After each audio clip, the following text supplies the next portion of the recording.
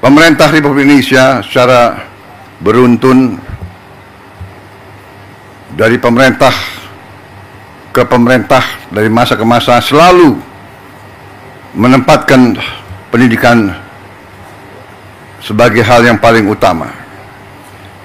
Seluruh elit bangsa menyadari hal ini dan menggariskan strategi pembangunan bangsa yang sudah baik dan sudah benar. Dibandingkan beberapa negara lain, negara kita menempatkan pendidikan sebagai yang teratas dalam APBN, dalam anggaran pembiayaan dan belanja negara. Pendidikan yang paling pertama.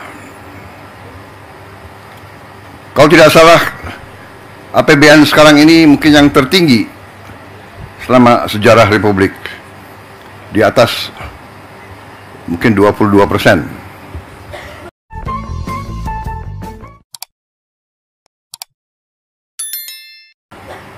Kita bandingkan dengan negara lain.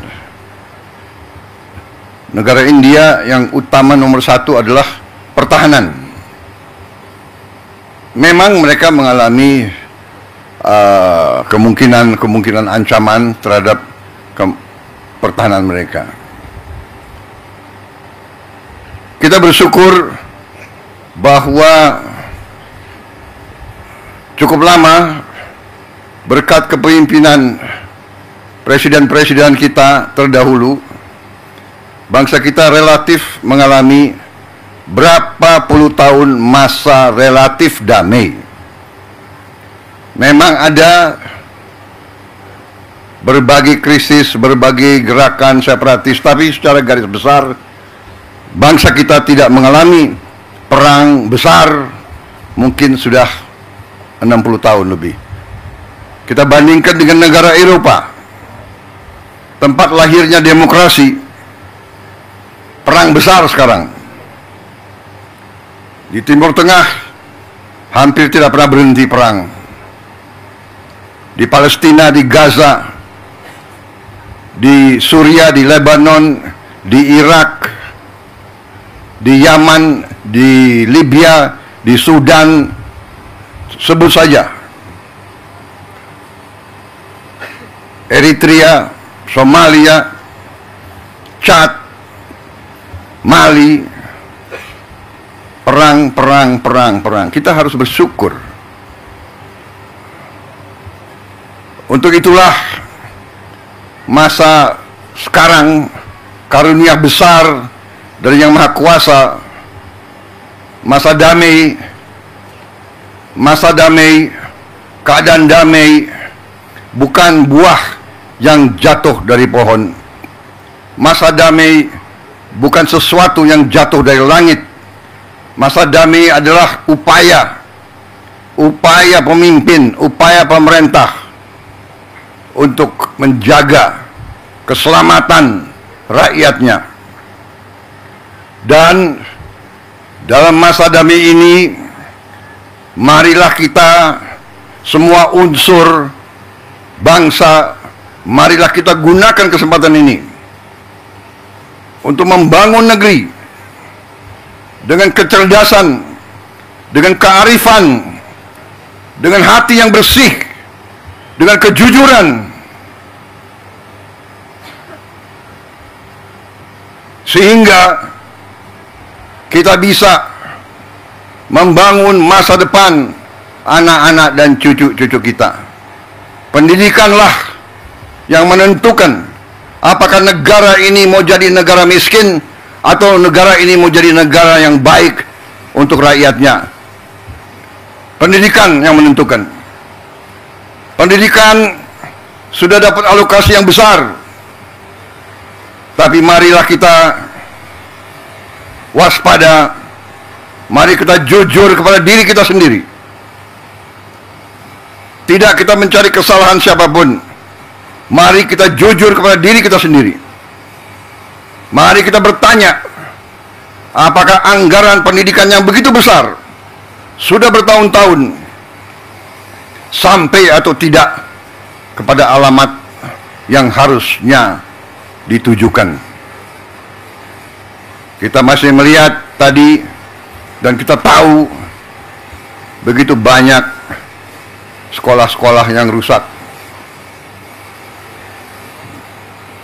Padahal kalau kita buka-bukaan, anggarannya ada.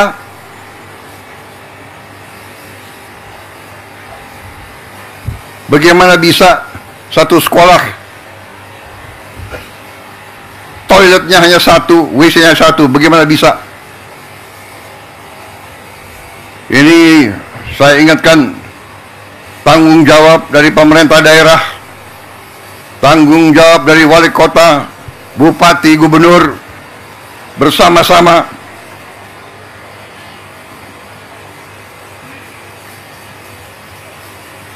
saya memang menetapkan anggaran, saya kira kalau dicek cukup besar untuk perbaikan sekolah-sekolah. Tapi tidak cukup. Berapa? 16 triliun ya? 16, hampir 17 triliun. Tapi cukup hal ini untuk mungkin hanya 11.000 sekolah. Ya, 11.000 sekolah kira-kira. Ini tidak cukup. Sekolah seluruh Indonesia adalah 330.000 sekolah. Benar ya Pak Menteri? Yang sekolah negeri berapa Pak Menteri? Dari 330.000. 200.000 sekian. Jadi kalau kita perbaiki 11.000, mungkin perlu 30 tahun sampai sekolah ini semua bisa diperbaiki.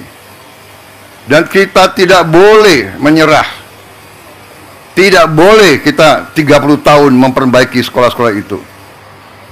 Karena itulah saya bertekad melakukan penghematan terus-menerus. Kita harus memperbaiki sebanyak-banyak sekolah seluruh Indonesia dalam waktu secepat-cepatnya. Inilah yang saya sedang pikirkan terus bersama menteri-menteri saya. Terus-menerus saya memikirkan bagaimana kita cari uang, bagaimana kita mengelola kekayaan kita. Karena terus terang saja, berkali-kali saya sampaikan, kekayaan bangsa Indonesia masih terlalu banyak yang bocor dan tidak sampai ke rakyat.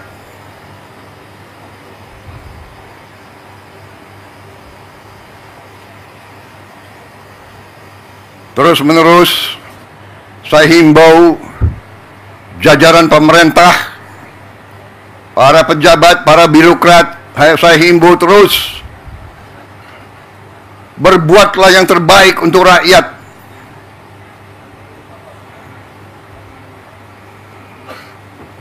Para pejabat, para birokrat diangkat, dibiayai oleh negara, digaji oleh negara. Hendaknya anggaran untuk rakyat, anggaran untuk pelayanan rakyat, hendaknya jangan diselewengkan, jangan dikorupsi dengan segala akal.